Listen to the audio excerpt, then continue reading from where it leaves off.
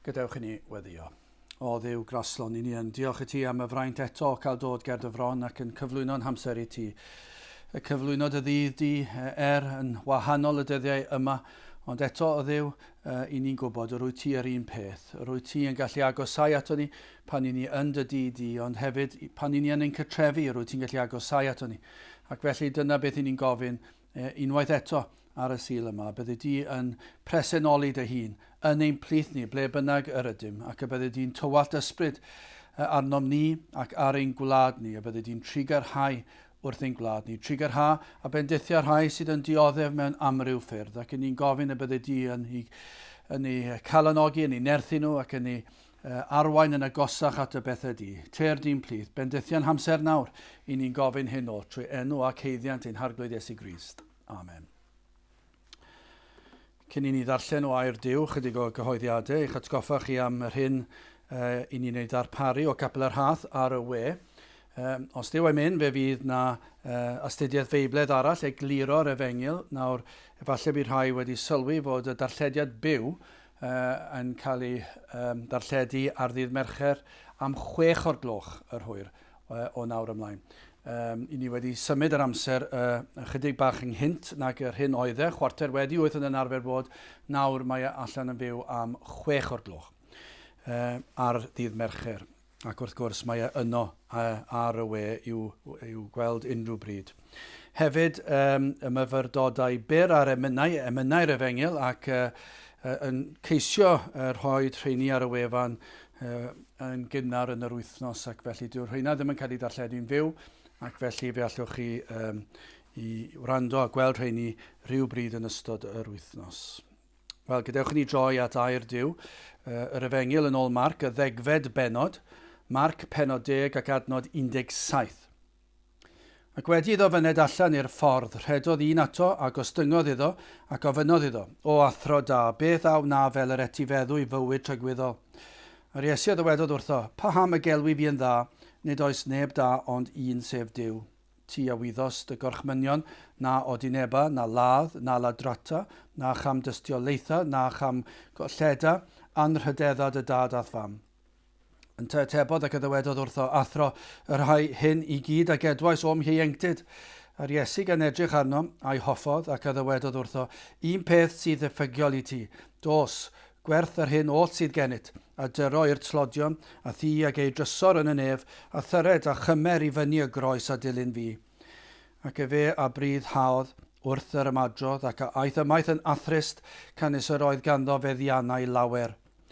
Ar Iesu adrychodd o'i amgylch ac ddywedodd wrth ei ddisgyblion, mor anodd yw a'r rhai y mae golyd ganddynt i deyrnas Duw, a'r disgyblion a fraw ychasant wrth ei eiriau ef. Ond yr Iesu atebodd drachefn ac ddywedodd wrthynt, o blant, mor anodd yw i'r rhai sydd a'u hymddiried yn ei golyd fyned i deyrnas Duw. Mae'n haws i gamel fynd trwy grau'r nodwydd nag i olidog fyned i mewn i deyrnas Duw. A hwy as yn asant yn ddirfawr, gan ddywedyd wrthynt ei hunain, a phwy a all fod yn gadwedig. Ar Iesu wedi edrych arnynt a ddywedodd, gyda dynion amhosibl yw, ac nid gyda Duw. Cynnes pob peth sydd yn bosibl gyda Duw. A bendydd Duw ar ei air sanctaidd ef. Wel, gadewch ni edrych ar y darn yna o'r ysgrythyr Marc y 10fed benod ac yn defnyddio fel testun adnod 26. Marc 10 adnod 26. A hwy a synasant yn ddirfawr gan ddywedyd wrthynt ei hunain, a phwy a all fod yn gadwedig. A dyma i chi ddarn cyffroes. Eto, mae yna gymaint yn does na o ddarnau o ysgrythyr sydd yn llawn cyffroi, dweud y gwir, byddwch chi'n dadle bod yr holl ysgrythyr yn lyfr, yn gyfanwaith o gyffro. Ond fan hyn eto, mae yna rhyw gyffro yn y darn, ac y cyffro mae hefyd yn ddarn trist iawn. Achos chi'n gweld ar y dechrau, adnod 17, ac wedi iddo fyned allan i'r ffordd, rhedodd un ato a gostyngodd iddo, ac ofynodd iddo, o athro da, beth a wnaf fel yr etifeddwyf fywyd tragwyddol. Nawr yn ôl disgrifiad Matthew, Marc a Luc, yr oedd hwn yn cael ei alw, yn cael ei adnabod, fel byddwch chi'n dod ar y tri at ei gilydd fel ar arweinydd ifanc ac yn gyfoethog felly. Felly mae'n rhai o'r darnau yn ei ddisgrifio fel un o'r arweinwyr, mae'n sicr yn cael ei ddisgrifio fel un ifanc ac hefyd i ni'n dysgu ei fod yn gyfoethog. Ac chi'n sylwi ar y modd y dath hwn at yr Iesu. Mae yna wersi i'w ddysgu am y ffordd mae'n dod at yr Iesu. A mae yna lot o bethau clodwiw am y ffordd mae'n dod i'r Iesu. Yn amlwg yr oedd yn poeni am rhywbeth. Yn sicr, does dim cwestiwn am hynny. Dwi ddim yn credu bydde unrhyw un yn dadlau bod yna rhyw sioe fan hyn, bod yn i'w wneud ei blesio eraill. Mae'n amlwg o'r naws y darlleniad a'r disgrifiad o'r digwyddiad fod hwn yn poeni am rhywbeth. Efallai yn y dyddiau ni yn ei weld a'r gweddi yw y cawn weld rhywbeth fel hyn. Chydig falle yw'r rhai sydd wedi troi at Dduw ac at yr Iesu dan bwysau a poeni am ei heneidiau. Ac efallai ac yn gweddio felly, y cawn weld pobl o'r diwedd yn dechrau gofyn, a ydw i yn y lle iawn ger bron fy nghreawdwr. Ond yn sicr gyda hwn, yr oedd e'n poeni am rhywbeth. Yr oedd awydd ganddo i gael heddwch meddwl am fater o bwys. Yr oedd na fater yn pwyso ar ei enaid, yn pwyso ar ei feddwl, ac felly mae e'n dod ar rythr. A does dim oedi fan hyn. Allwn ni fod yn meddwl ac yn trio dychmygu beth oedd yn digwydd cyn hynny ac falle bod e wedi rhithro allan o'r tŷ a pob math o bethau, ond does dim lle dyn ni i feddwl felly achos dyn ni ddim yn gwybod yr holl ffeithiau, ond un peth sy'n sicr fe ath e'n gloi. Y mae ar rythr, does dim oedi, y mae e'n rhywbeth sydd yn pwyso ar ei feddwl e. Ac pan mae'n cyrraedd yr Iesu fe blygodd e lawr yn barchus ac mae'n credu gall yr Iesu ateb ei gwestiwn. Ei gwestiwn, mae e'n poeni am rhywbeth, mae'n gofyn i'r Iesu, mae dim yn i'r lle cywir. Ond dyna chi ddiweddglo trist. Wedi i'r Iesu ddelio gyda'r gŵr ifanc yma, ac mae wedi delio gyda'r gŵr ifanc yma yn anhygol, ond yn berffaith fel byddwch chi'n disgwyl i fab Duw. Mae'n gwybod yr union broblem, mae'n gwybod yr union yr hyn sydd angen i ddweud ar yr adeg iawn, yn y ffordd iawn. Ond sylwch ymateb y gŵr ifanc yma, adnod 22, ac fe a brydd haodd wrth yr ymadrodd ac a aeth ymaith yn athrist, canis yr oedd ganddo fe ddiannau lawer. Fe wrthododd yr ateb a gafodd ac fe ath o'n yn drist. Ond wrth allan ymlaen, i ni'n gweld o ganlyniad i'r digwyddiad yma, i ni'n gweld bod y disgyblion hefyd mewn penbleth. Doedden nhw ddim yn deall.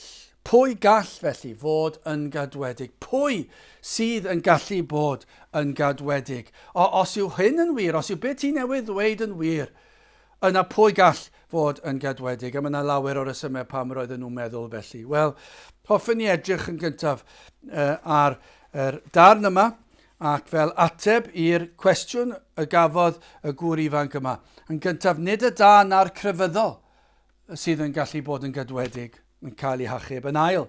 Nid y cyfoethog na'r tlawd sy'n gallu cael ei hachub, chwaith. Dyw cyfoeth na thlodi ddim yn achub neb. Dyw daioni na chrefydd ddim yn achub neb. Ac yna'n olaf yn drydydd. Gofyn y cwestiwn felly, pwy gall fod yn gadwedig ac yn ceisio ateb y cwestiwn. Wel, yn gyntaf, nid y da na'r crefyddol. Drychwch ar y cwestiwn gofynodd y disgyblion. Adnod 24 yn gyntaf, yr ymateb y disgyblion. A'r disgyblion a fraw y chasant wrth ei eiriau ef. Reit yng nghanol yr hyn mae'r Iesu yn dweud wrthyn nhw, maen nhw wedi cael braw. Maen nhw wedi cael sioc. Maen nhw'n gwrando ar yr Iesu a mae'r galon yn curo'n gynt.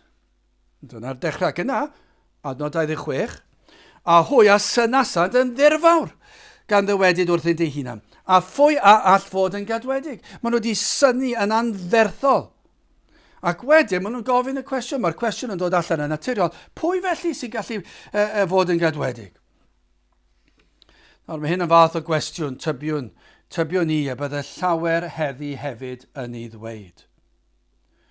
Efallai, rhai fydde'n galw hunan yn ddisgyblion yn ddilynwyr yr Iesu.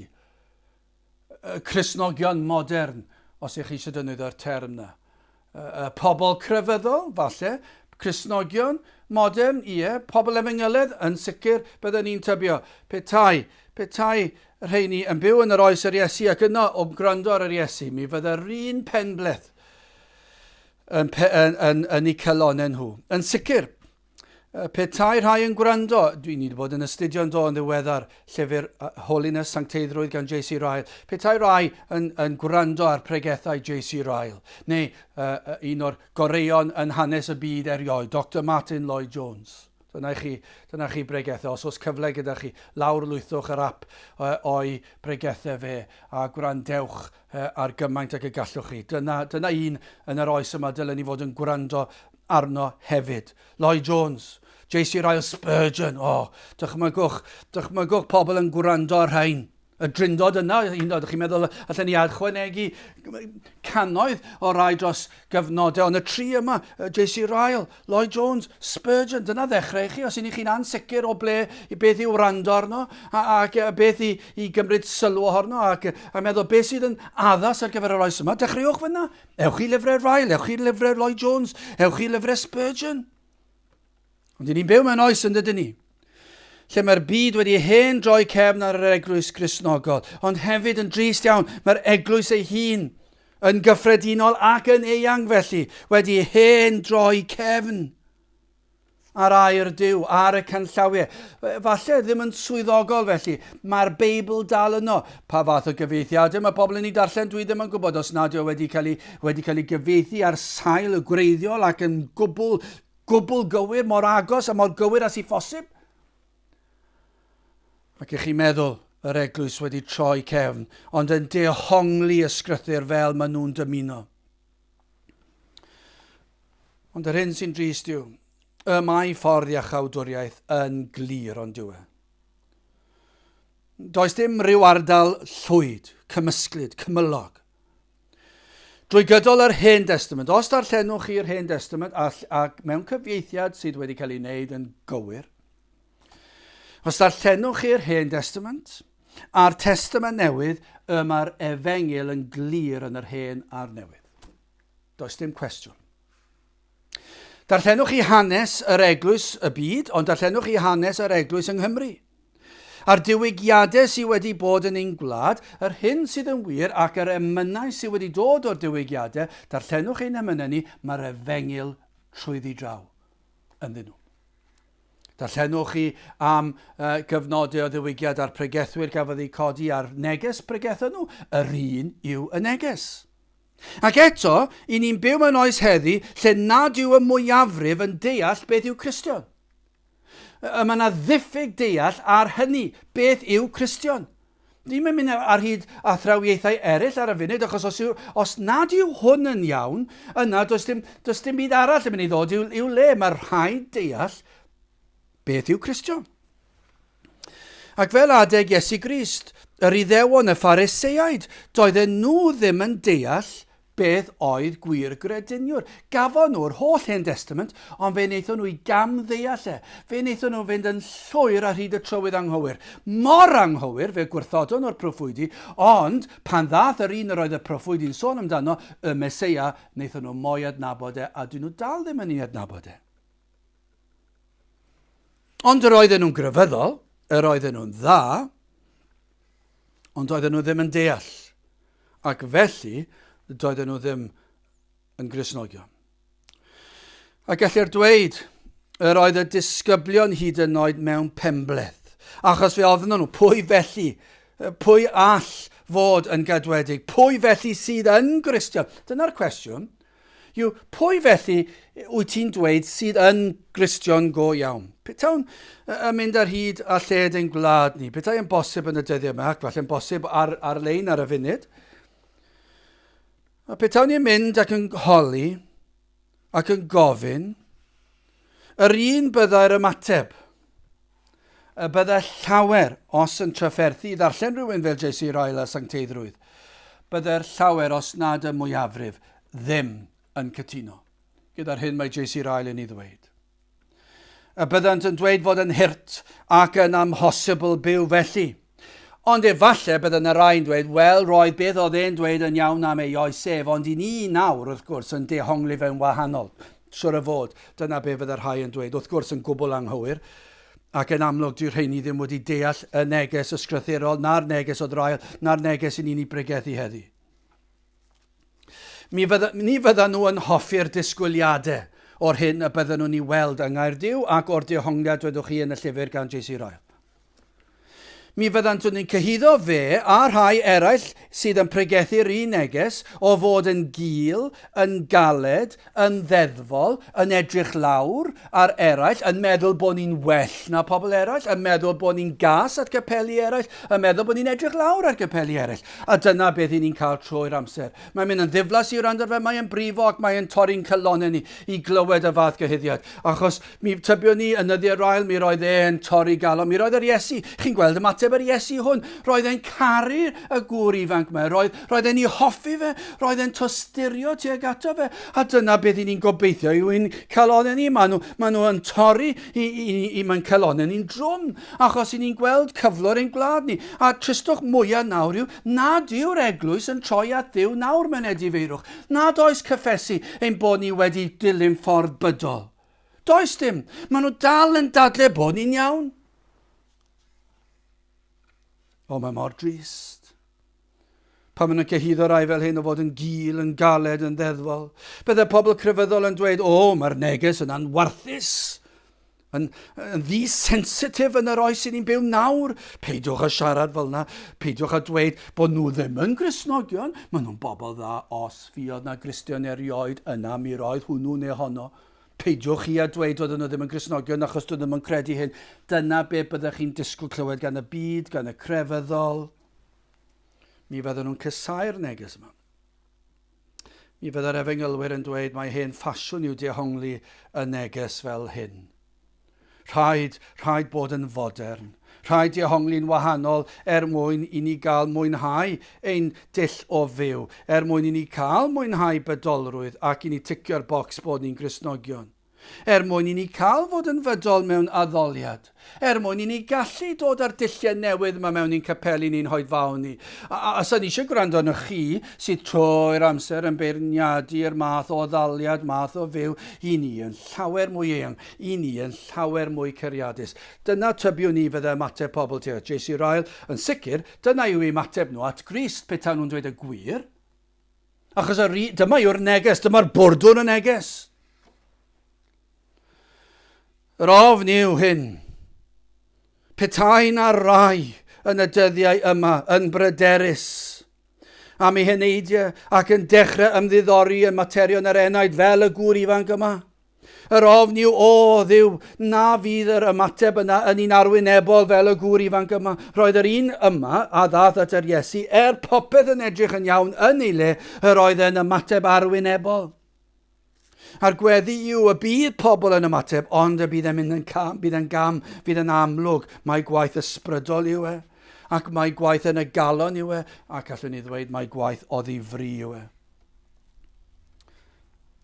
Yr oedd y gŵr ifanc yma yn ymddangos ei fod yn gofyn yn iawn, ac i'r person iawn, athro da. Beth a wnaf fel yr etifeddwyf fywyd tragwyddol. Ni'n dymuno i bobl ofyn y cwestiwn yn y dyddiau yma. Ac fe nath hwn. Ond sylwch ar ateb yr Iesu, adnod 18. A'r Iesu a ddywedodd wrtho, pa ham y gelwi fi yn dda? Nid oes neb da ond un sef Duw. Ti a wyddos y gorchmynion, na odi neba, na ladd, na ladrata, na cham dystiolaetha, na cham golleda, anrhydeddad y dad ath fam. Ac mewn geiriau eraill, beth mae'r Iesu yn dweud, i ni'n gwybod beth mae'r Iesu'n dweud, rhaid i ti fod yn berffaith. Rhaid i ti cadw'r gorchmynion. Nawr, i ni'n gwybod, dyw e ddim yn bosib i ni gadw'r gorchmynion, ond mae'r gorchmynion fel ysgol feistr yn dangos i ni ein pechod, yn dangos i ni'n methiant, ond y safon perfeithrwydd, fedrwn ni ddim fod yn berffaith. A sylwch, doedd ddim yn cyfeirio at yr rhan gyntaf o'r gorchmynion. Os nad oedd hwn yn gallu cadw'r ail rhan, doedd ddim gobeith iddo gadw'r rhan gyntaf sydd yn ymwneud â Duw. Doedd e ddim hyd yn oed yn gallu cadw'r rhaid i gallu gyntyn yn berffaith. Roedd yn dod mor fyr o ogonion Duw. Ond ar hyn yr oedd yr Iesu'n gwybod amhosibl ydoedd i hwn gael yr hyn y dymunodd. Oedd e'n gwybod hynny. Heddwch meddwl ar gyfer y presennol, dyna beth mae moyn. Ac sicrwydd y byddai'n etifeddu beth bynnag oedd i ddod i bobl dda ar ôl marw, y bywyd trygwyddol yma. Roedd hwn eisiau gwybod bod e'n saff mewn tragwyddoldeb ac felly byddai'n gallu parhau i fyw fel y gyroedd e. A fe wel yr Iesu ei ddiffyg wrth ei alw yn dda i ddechrau reit ar y dechrau. Mae'r ymateb yna. Yr oedd yr gŵr ifanc yma wedi alw yn athro da. Ac mae'r Iesu'n gwybod ei galon e, ac yn gwybod y cymhelliad, ac yn gwybod yr hyn yw'r rhesymu sy'n tu ôl yr hyn ma'n ei ddweud. Ac mae Iesu Grist yn gwybod mai defnyddio'r term da mewn ffordd arwynebol oedd hwn. Oedd e'n gwybod hynny. Nid oedd e'n ei ddefnyddio yn y modd ysbrydol o ddisgrifiad o Dduw. Roedd Iesu Grist yn gwybod, doedd hwn ddim yn cyfeirio ato fe fel yr un da, fel y mae Duw yn dda. Ac felly mae'n cwestiynu'r peth. Doedd e ddim wedi deall hwn. Doedd e ddim wedi deall pwy oedd yr Iesu go iawn. Doedd e ddim wedi cael llawn dealltwriaeth. Ac yn adnod 20, yn atebodd ac ydwedodd wrtho, athro, yr rhai hyn a gedwais o'm hi ieuenctid. Ar ôl yr rhestr yna o'r gorchmynion, mae e'n dweud rhywbeth anhygol. Ac chi'n gweld ei ddiffyg yn meddwl iddo fod yn dda ac yn grefyddol yn cadw ei orchmynion o'i blentyndod. Nawr mae e'n wir, fe gadwodd enw siwr o fod yn allanol. Neu o leia yn ôl safon y Phariseaid a oedd yn uchel iawn. Ac felly gellir dweud, doedd hwn ddim yn dweud celwydd ar y lefel honno. Doedd e ddim yn dweud unrhyw ffôl na bydde unrhyw'n anghytuno. Bydde unrhyw un yn y dorfod yn nabod neu o gwmpas bydde gallu cwestiynu'r peth. Ac mi roedd e'n ddyn da. Ond doedd e ddim wedi cadw'r gyrchmynion yn ôl safon Duw na'r safon yr arglwydd Iesu Grist. Mor dda oedd hwn, yr oedd wedi dod yn fyr o ogoniant Duw, mor grefyddol oedd e. Gallech chi ddweud yn Hermau Cymru, yr oedd wedi mynd i'r ysgol Sul ers yn fabi, heb colli'r un Sul trwy gydol ei fywyd, am ganrif dydwch. Petai chi'n byw tam o chi'n gant, ddim wedi colli'r un ysgol Sul, ddim wedi colli'r un oedfa bore pnawn na'r nos, ddim wedi colli cwr gweddi, ddim wedi colli cwr pobl ifanc, ac yn darllen y Beibl pob dydd, a'r holl beth yna. Ond beth ni'n dweud fan hyn, nid yw crefydd felly yn achub chi, allech chi fod yn neud yr holl bethau allanol yna. Mi roedd hwn wedi cadw'r gorchmynion, doedd e ddim wedi godi nebu, roedd e wedi anrydeddu fam a'i dad yn ôl safon y Phariseaid, a oedd yn allanol. Ond doedd e ddim wedi deall yr ysbrydol nag oedd. Doedd e ddim wedi deall pwy oedd Crist. Doedd e ddim wedi deall mawredd Crist. Felly mae yna ddiffyg mawr reit trwy draw. A mae'r Iesu wedi gweld hyn. Bod yna ddiffyg profiad a diffyg dealltwriaeth. Ac dyma'r broblem yn y crefyddol, yn y byd does dim, hyd yn oed yn agos at proffesi bod nhw wedi cael unrhyw brofiad. Ond o fewn yr eglwys cyffredinol ac hyd yn oed lawr i'r efengyled, a mae yna gymaint yn does yn proffesi. Ond petai chi'n dod lawr at y manylion bach yma, i ni'n gweld mae yna rhywbeth falle o'i le, fel yn dal y gwydyr, ac os oes yna crac toriad yn y gwydyr, a chi'n ei daro fe, dyw e ddim yn canu'n bir. Chi'n gwybod mae yna rhywbeth o'i le. Ond yn dweud popeth yn iawn. Ac yn allanol felly yn neis ac yn garedig ac yn selog at y bethau yma. Wel, gadewch i ni symud ymlaen.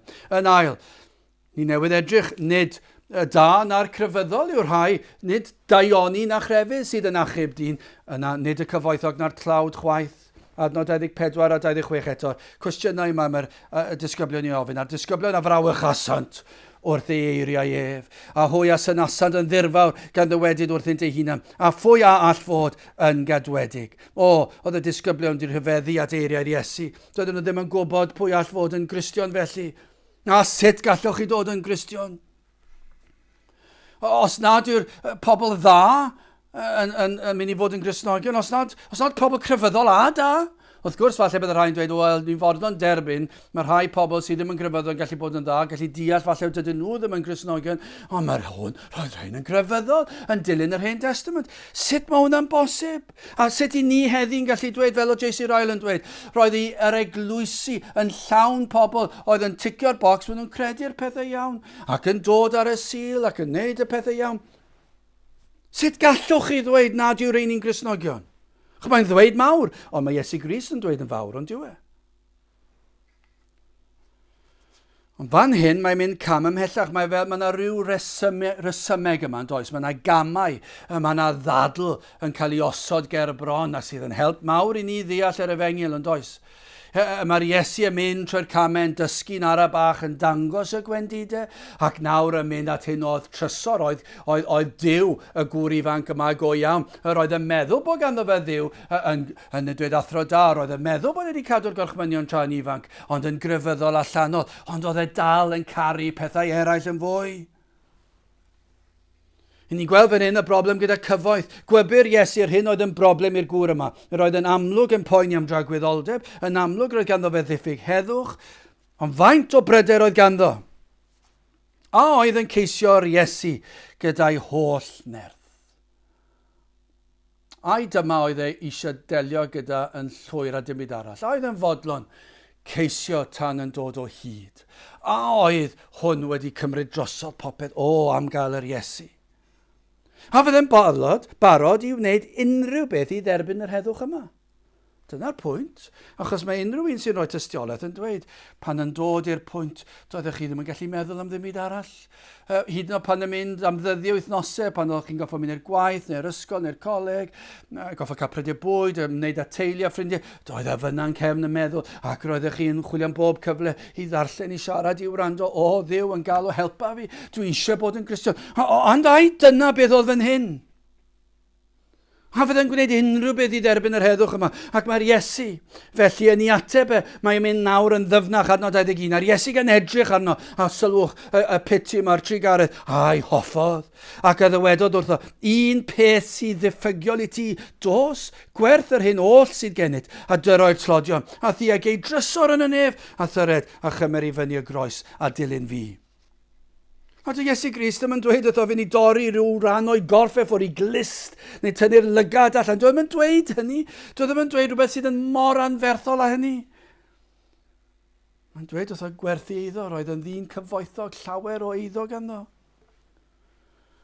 Chi'n gweld cariad yr Iesu tuag ato, ei dosturi a'i biti, ond mae'r Iesu'n gweld bod gan hwn gariad at ei eiddo. Yr oedd yn gyfoethog, roedd ei drysor ar bethau'r ddeiar. Yr hyn fynodd Iesu Grist oedd o'i wneud yn ormod iddo, doedd. Oedd e un cam yn rhy bell i hwn. Hynny yw, doedd e ddim yn barod i gyfri'r gost. Nid oedd yn barod i ddilyn yr Iesu o dan y fath ddisgwyliadau. Dyna'r broblem. Yn yr achos yma, dyma oedd yr achos i'r gŵr ifanc yma, mae i ddiw oedd i gyfoeth, ei arian, ei eiddo, ei adeiladau, beth bynnag, i dir oedd ganddo. Ond oedd e ddim yn barod i gyfri'r gost yna, roedd hwnna'n ormod. Roedd yn barod i ddilyn yr Iesu ar ei delerau hun. Fi'n siŵr gallech chi fod yn dweud, falle dim dan o bapur gyda'r rhestr, ond yn ei feddwl, roedd yna'r rhestr, ac roedd yn aros i'r Iesu i ddweud, wel, os wneud i hyn a'r llall yna, fydd ydi'n iawn. Petai hwn yn gallu creu ei ffydd efengylaidd ei hun, bydde wedi bod lot o busach. A petai'r Iesu wedi gallu ffitio mewn i beth oedd e eisiau. A dewis y dethol yr hyn sydd yn dderbyniol. Petai yn cael byw fel y mynna ef. Petai yn cael addoli fel mae'r byd yn addoli diwio nhw. Allech chi ddychmygu'r peth. Yn yr oes i ni'n byw yn ddi. Os allai fod yn Cristion, a dal i fynd i'r fan ar lle. Dal i fwynhau gyda ffrindiau yn gwneud y pethau yma. Dal i fyw ar hyd llwybr pecho. Dal i wrando. Dal i wneud. Dal i gallu cael partïo. Dal i gallu fod yn falch. Dal i gallu gweithio. Dal i gallu esgyluso'r sil. Dal i gallu wneud yr holl beth yna. Achos dwi eisiau fod yn Cristion, ond dwi eisiau dal gallu cael fy mydolrwydd i, ac yna'n yr addoliad. Dwi'n dwlu ar yr addoliad sy'n gadael i'r cnawd a balchder i ddod lan, ac sydd yn effeithio'r emosiwn, ond ddim yn meddwl am parchedig ofn bod Duw yn sanctaidd ac yn bir. A bod wedi dweud wrthyn ni sut i'w addoli fe. A bod ni fod yn ofalus ar gyfieithiad y Beibl, ar y pregethiad y gair, ar Efengyl, y nerth yr ysbryd glân, a bod ni wedi cael gorchymyn ar sut i ddod ger ei fronau, mewn ofn, a parchedig ofn, a bod ni'n plygu lawr ger ei fronau, ac yna pan yn canu yr emen a'i barchu fe bod nhw'n ysbrydol, yn sanctaidd, wedi ymwahanu o'r byd, bod y dôn yn ysbrydol. yn llawn o Grist. Ddim yn gnawdol. O, bydde hwn di dwlu petai'r Iesu di dweud, wel ie, fe gei di gadw dy ddisgwyliadau di. A fe gei di barhau addoli fel mae'r byd yn addoli diwio nhw. O na, yr oedd y disgwyliadau i'r gŵr ifanc yma'n ormod. Dyna ble roedd ei galon e. Roedd ei drysor ym mhethau'r byd ac mewn cyfoeth. Ac wrth gwrs, i ni'n gwybod o'r darn yma, dydy'r Iesu ddim yn dweud rhaid i bawb gwerthu eiddo i rhoi'r tlawd, ddim yn dweud na. Mae'n delio gyda'r unigolyn yma, mae'n rhoi gwers bwysig i ni. Mae'n rhoi gwers bwysig i ni. I ni'n gweld cyflwr ei galon os yna edrych ar y wers yma adnod 22 gefe y bryddhawdd wrth yr ymadrodd ac aeth ymaith yn athrys canis yr oedd ganddo feddiannau lawer. Doedd e ddim eisiau nag oedd. Doedd e ddim eisiau mynd heb ei eiddo. Dyna oedd ei ddiw. Doedd e ddim eisiau'r disgwyliadau yna, roedd y gost yn ormod. Paid gofyn i fi, byddai'n colli fy ffrindiau, fi ddim ffrindiau, byddai ddim yn cael fy ngwahodd i hyn a'r llall, fydd e'n unig, dwi ddim eisiau byw bywyd unig, dwi eisiau proffes, ac a dal gallu mwynhau, dwi eisiau gallu bod yn Cristion, a dal gallu mynd i'r llefydd yma, dwi eisiau bod yn Cristion, a 100,000 o bethau, a dyna'r broblem, ac fe ath ei ffwrdd yn drist yn do, a neu'n hachos ni, beth sydd yn digwydd, os pobl fel yn dod i'n hoedfaw ni, maen nhw'n mynd i ffwrdd yn drist, neu'n grac yn aml iawn, dwi ddim eisiau crefydd na, chi'n galed, chi'n llym, i chi'n gil, dwi ddim eisiau crefydd fel yna, dwi'n mynd i rwle arall.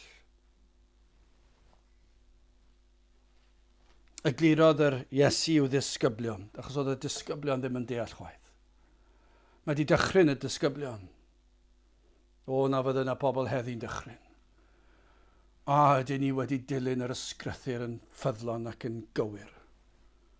Grandewch ar adnod 23 ymlaen, a'r Iesu adrychodd o'i amgylch, ac addewedodd wrth ei ddisgyblion mor anodd ar rhai ymau golyd ganddynt i deyrnas Dduw. A'r disgyblion o frawch asad oedd ei eiriau ef. Ond yr Iesu ateb o drychem ac addewedodd wrth ei, o blant, mor anodd yw i'r rhai sydd a'u hymddiried yn ei golyd fyned i deyrnas Dduw. Mae'n haws i gamel fynd trwy'r grair nodwydd nag i olidog fyned i mewn i deyrnas Dduw. Be mae'n dweud? I ni'n gweld fan hyn. Nid y cyfoethog yn unig mae'r Iesu'n sôn amdano. Mae e hefyd yn sôn am y tlawd. Mae'n sôn am gyfoeth, nid y cyfoethog o reidrwydd. Mae'n sôn am gyfoeth, mae'n sôn am drysorau'r byd. Allech chi ddod ag unrhyw beth, mae'n pethau'r ddeiar, pleserau'r ddeiar, poblogrwydd, unrhyw beth. A dim ond y cyfoethog, yr gwrthrych ei hun i'n sôn amdano, y cyfoeth, y byd, y pleserau. Sef y sawl sydd yn ymddiried, y sawl sydd yn gwneud rheina yn drysor. Yr rhai sy'n dyrchafu'r pethau yna, yr rhai sydd yn rhoi pwysles mawr ar y pethau hynny. Gallai fod yn unrhyw beth gall, ond yr hyn a wyddom. Fe fydd yn unrhyw beth sydd yn tynnu Iesu Grist oddi ar orsedd ein calonau. Cyfoeth, eiddo, poblogrwydd, gallu, beth bynnag. Pleserau. Unrhyw beth sydd yn tynnu Iesu Grist oddi ar orsedd ein calonau. Mae Iesu Grist yn sôn fan hyn am y camel yn mynd trwy llygad y nodwydd. Hynny yw, dwi ddim yn bosib nag yw. So mi eisiau edrych ar y gwahanol amcaniaethau beth mae'n golygu. Mae'n amlwg beth mae'n golygu, achos mae Iesu Grist yn defnyddio fe fel darlun o amhosib. Mae'n amhosib i gamel fawr fynd trwy lygad nodwydd. Amhosib. Dyna'r bwrdwn yn egys. Amhosib i rai sydd yn pwyso ar ddaioni, ar grefydd, ar gyfoeth, ar bleserau, ar drysorau'r byd.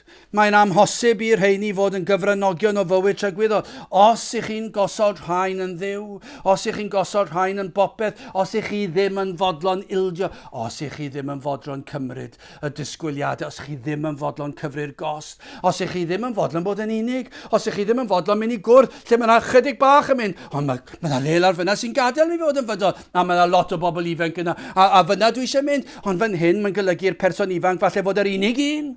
Ond clod i ddiw bod rhai sydd yn fodlon sefyll a cyfri'r gost a falle bod yn unig, heb ffrindiau, ond maen nhw'n caru'r arglwydd Iesu Grist a mae hwnna'n ddim byd o gymharu a beth maen nhw wedi cael y fendydd. Achos nhw'n fodlon cyfri'r gos. O na fydde'r gŵr ifanc yma wedi fod yn fodlon cyfri'r gos. Ond roedd e'n caru'r pethau'r byd yma normodol. Mae yna gymaint o bobl yn ein gwlad ni sydd yn debyg i'r gŵr ifanc yma, sydd yn ymfalchio yn ei crefydd, yn ei gweithredoedd da, yn ei proffes efengyledd, ond yn mwynhau'r byd a'i bleserau ac yn gwrthod ymwahanu o'r byd. Ond nid oes na lawer felly, ac efallai os yn dod i glywed neges fel hon ac yn dod i ddeall beth yw'r neges o'r tristwch o'r mwyaf yw bydden nhw'n mynd o'n yn drist ac yn dweud dwi ddim eisiau dim byd i wneud gyda'r crefydd yna. O, mae yna lawer dros y blynyddoedd fel hwn. Dwi'n gallu dychmygu nawr a chofio, fi'n gweld rhai codi ar ddiwedd oedfa, gymryd trwy'r drws, byth eto i ddychwelyd trwy'r drysau i wrando ar yr efengyl. Maen nhw wedi deall beth yw'r neges. Maen nhw wedi deall y disgwyliadau. Ac maen nhw'n dweud, dyw e ddim i fi. Maen nhw wedi troi cefn ar yr efengyl. Rhai efallai sydd wedi mynd yn llwyr i'r byd. Eraill ddim wedi mynd i'r byd, ond be maen nhw wedi wneud? Maen nhw wedi mynd i gapel arall, lle nad oes na ddisgwyliadau a'r sancteiddrwydd ac dywioldeb. Eglwys arall efallai sydd yn fodlon rhoi disgwyliadau llai iddyn nhw. Gwnewch broffes a popeth yn iawn sut i chi'n byw. Ond be maen nhw'n wneud yw troi cefn ar yr efengyl sydd i'w gael yma gan yr arglwydd Iesu Grist ei hun. O, byddwch ofalus pan ych chi'n troi cefn. Nad ydych chi'n mynd i ffwrdd yn grac neu yn drist pan ych chi'n clywed am y disgwyliadau. Wel, i orffen ac yn fyr, pwy gall fod yn gadwedig? Gadewch fi ddarllen y cwestiwn eto, yr ymateb gan y disgyblion. 24 eto ar disgyblion a frawch chasant wrth eira. Os na rai nhw chi di brawychu? 26. A hwy a synasad y ddirfawr, os na rai sydd yn gwrando sydd wedi synnu'n ddirfawr. Gan ddywedyd wrthynt ei hunan, a phwy all fod yn gadwedig? Os oes peryg efallai, ac i ni gwybod bod na, os oes peryg nad yw pobl dda o reidrwydd yn gadwedig, efallai bod hwnna wedi dychryn chi. Be, pobl dda, pobl neis? Os oes peryg nad yw'r crefyddol yn gadwedig, i chi'n trio dweud fod na bobl crefyddol ddim yn Gristnogion bod nhw'n mynd i gapel. Oes na peryg? Oes na peryg fod na bobl efengyledd sydd yn gyda proffes o'r ail enedigedd yma? A bod nhw yn byw bywyd bydol, a beth yw diffiniad o bydolrwydd wedi'r cyfan, ac bod nhw'n hoffi'r holl math yma modern o wneud pethau. Ac i chi'n trio dweud, oes na peryg bod rheina ddim yn gadwedig, a chi di synnu. Chi wedi synnu yn ddirfawr, efallai yn flin. Os na beryg, nad yw'r cyfoethog neu'r rhai sydd yn gosod eu calon ar gyfoeth yn gallu bod yn gadwedig. Sneb yn dweud oedd mae'n bosib i rwy'n cyfoethog fod yn Cristion. Mae yna filoedd wedi bod, mae yna rai yn yr Hen Testament, yn y Testament Newydd, falle gallu ni fod yn sôn am rai yn yr hanes yr eglwys. Mae yna rai cyfoethog sydd wedi bod o fendith mawr i'r eglwys. Be ni'n dweud yw, mae cyfoeth yw i Duw. Os oes na beryg nad yw'r rhain yn gallu bod yn gadwedig. Os oes na beryg all rhai sydd wedi gwneud proffes, sydd wedi dweud y weddi, wedi arwyddo'r ddogfen, wedi rhoi llaw i fyny, wedi dod lawr i'r blaen, wedi dweud rhywbeth, wedi ymateb, rhyw wedi dweud, os dewch chi proffes, popeth yn iawn. Os oes na beryg all rhain i fod tu allan i Grist, yna pwy gall fod yn Cristion? Falle dyna'r cwestiwn oedd y disgyblion yn gofyn, a dyna falle mae'r rhai yn gofyn, a dyna beth i ni yn gofyn fan hyn. Pwy felly gall fod yn Gristnogion? Roedd y disgyblion wedi meddwl ers dyddiau'r Hen Testament i Dduw fendithio pobl a chyfoeth, ac falle roedd hwnna yn ddryswch arall iddyn nhw. Ac roedd na benbleth ac falle poeni fo braidd. Ond dyma'r ateb gafon nhw. Dyma i chi ateb. Adnod 27. Ar Iesu wedi edrych arnynt. A ddywedodd, gyda dynion amhosibl yw, ac nid gyda Duw, cynnes pob peth sydd bosibl gyda Duw. O, na fyddech yn dysgu'r wers hon, Amhosibl yw gyda dynion.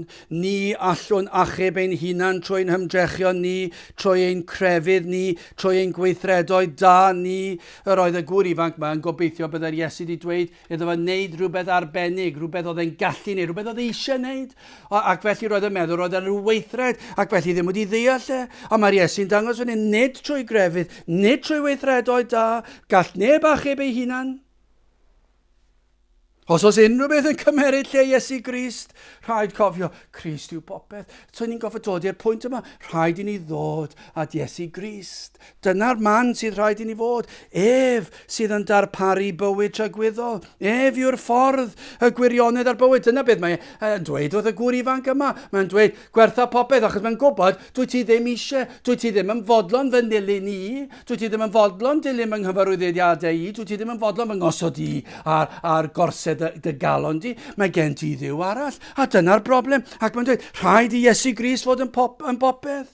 Fi yw'r ffordd, fi yw'r gwirionedd a'r bywyd, mae Iesu'n dweud. Ef sydd wedi cadw'r gorchmynion i gyd i ni. Does dim siawns i di cadw'r gorchmynion. Ond dwi wedi cadw nhw gyd yn berffaith yn dy le. Cadwodd Iesu'r gyfraith yn llwyr ein mwyn ni. Iesu Grist cymerodd y gosb am ein methiant ni i gadw'r gyfraith, i gadw'r gorchmynion. Dyna beth nath ar y groes, fe gosbodd y tad, y mab, yn ein lle ni, am ein methiant ni, am ein aniwioldeb ni, am ein pechodau ni, am ein anghrediniaeth ni, fe gosbwyd Crist yn ein lle ni. A dyma be mae'n dweud, rhaid i ni nawr ddibynnu ar Dduw yn llwyr, rhaid i ni ddibynnu ar Grist, rhaid iddo fod yn waith goriwch naturiol o ddifri, rhaid iddo fod yn waith y mae Duw yn ei wneud yn ein calon ni trwy'r ysbryd glân, trwy waith Iesu Grist. Gwrandewch ar Ioan 3 adnod 3 ac adnod 5. Iesu atebodd ac ydwedodd wrtho, yn wir medda fi ti, o ddieithr gen i dyn drachefn, ni ddichon e fe weled teyrnas Dduw. Iesu atebodd ac ydwedodd, yn wir medda fi ti, o ddieithr gen i dyn o ddwfr ac o'r ysbryd, ni ddichon e fe fyned i mewn i deyrnas Dduw. Dyma be mae Iesu Grist yn dweud. Does dim gweld teyrnas Dduw, onid bod eich bod wedi eich geni drachem, eich aileni. Dyna geiriau Crist. Rhaid iddo fod yn waith o ddifri. Hebreaid 7 adnod 25, am hynny e fe a ddichon hefyd yn gwbl iachau'r rhai trwyddo ef sydd yn dyfod at Dduw. Gach fi roi yr enw Iesu Grist. Am hynny e fe a ddichon hefyd yn gwbl, yr Iesu yn ddichon hefyd yn gwbl iachau. Yr rhai trwy'r Iesu sydd yn dod at Dduw. Mae Iesu Grist yn llwyr iachau. Mae'n maddau'r cyfan, mae'n golchi'r cyfan, mae'n iachau'r enaid, mae'n gwneud yr enaid yn iawn ger bron Duw. Mae'n gorchuddio'r enaid gyda'i gyfiawnder ef. Mae'n golchi'r enaid yn llwyr lan trwy ei waed ef. Mae'r cyfan, y gorffennol, presennol a'r dyfodol, pob pechod wedi maddau'n llwyr. Iesu Grist sy'n gwneud y cyfan. Does dim byd dwi'n gallu wneud. Does dim byd oedd y gŵr ifanc yma'n gallu wneud i ennill iachawdwriaeth. Beth oedd angen y fy ddysgu oedd, mae dy Dduw di yn anghywir. Mae rhaid i ti weld, mae Crist yw popeth. Mae'n amhosibl i ti gadw y gorchmynion yma. Mae'n amhosibl i ti ychwanegu at y gorchmynion. Tyrd at Grist. Amhosibl i ddyn achub ei hun, ond i Dduw cynnwys pob peth sydd yn bosibl gyda Duw. A mae ef yn gallu achub y mwyaf eog, y mwyaf brwnt, y mwyaf crefyddol, y mwyaf balch.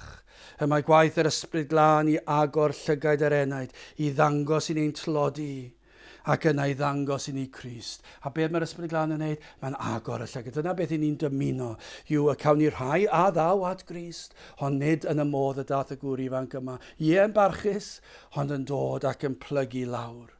Ac yn rhithro, dewch ar frys, tra bod e'n agos, ac yn dod at Grist ac yn plygu lawr, ac yn cyffesu, o dwi'n wan, does gen i ddim byd i ddod ger dyfron, does dim daioni gen i, dwi ddim yn gofyn beth arall sy'n rhaid i mi wneud, beth i chi wneud, pwyso'n llwyr ar Grist, edi farhau, o'ch balchder, o'ch pechod, ac yn dod at Grist, ac wrth i'r ysbryd glân arwain i'ch troed at y groes, Fe fydd yr arglwydd yn cymeryd eich baich o iogrwydd fel mynyddoedd byd a'i daro i'w groes. Ei daflu mor bell ag yw y dwyrain o'r gorllewin, ac i waed yn tywall fydd y ffynon yma yn tywall dros yr enaid yn eich golchi chi'n la. Be sydd yn digwydd yw hyn. Y mae'r enaid nawr yn dyrchafu ac yn addoli Iesu Grist, ac mae'r arglwydd Iesu Grist ar orsedd y galon. Ac y mae'r Cristion nawr yn fodlon dilyn unrhyw lwybr. Mae'r hedyn o sancteiddrwydd yno, nawr mae'r gogwydd at sancteiddrwydd. Fe fydd yn methu, fe fydd yn aml yn dweud, dwi wedi dod adael di lawr, dwi ddim wedi gwneud hyn fel y dylsyn ni, ond yr hyn sydd yn wir, mae Iesu Grist, mae am ddyrchafu Crist, mae'r gogwydd tuag ato, ac mae'n tristau i weld y pechod yn ei fywyd, ond mae'n gwybod Iesu Grist wedi gwneud y cyfan. Mae Iesu Grist i maddau'r cyfan. O amddyddiau, y bydd rhai yn dod, efallai bydd rhai yn gofyn, a phwy all fod yn gadwedig, ond yna i ni'n mynd at air Duw ac i ni'n gweld pwy gall fod yn gadwedig, y rhai trwy ras Duw sydd yn dod at Dduw trwy Grist. Mae fe yw'r ffordd y gwirionedd ar bywyd, fod bywyd yn Iesu Grist. O na ddewch ato ef, galwch arno, tra i fod yn agos. Gadewch i ni weddio. O Dduw groslon i ni yn diolch i ti am yr efengil sanctaidd ac yn cyflwyno y geiriau yma ac yn gweddio byddi di yn peri y bydd eneidiau yn ymateb idd air, y bydd llygaid y deillion yn cael ei hagor, clistiau'r byddar yn cael ei hagor ac yn clywed rhyfeddodau yr efengil ac yn dod i bwyso yn unig ac yn llwyr ar yr arglwydd Iesu Grist. Tyrd, gweithio, diogela, bendithio, i ni'n gofyn hyn o trwy enw ac heiddiant ein harglwydd Iesu Grist. Amen.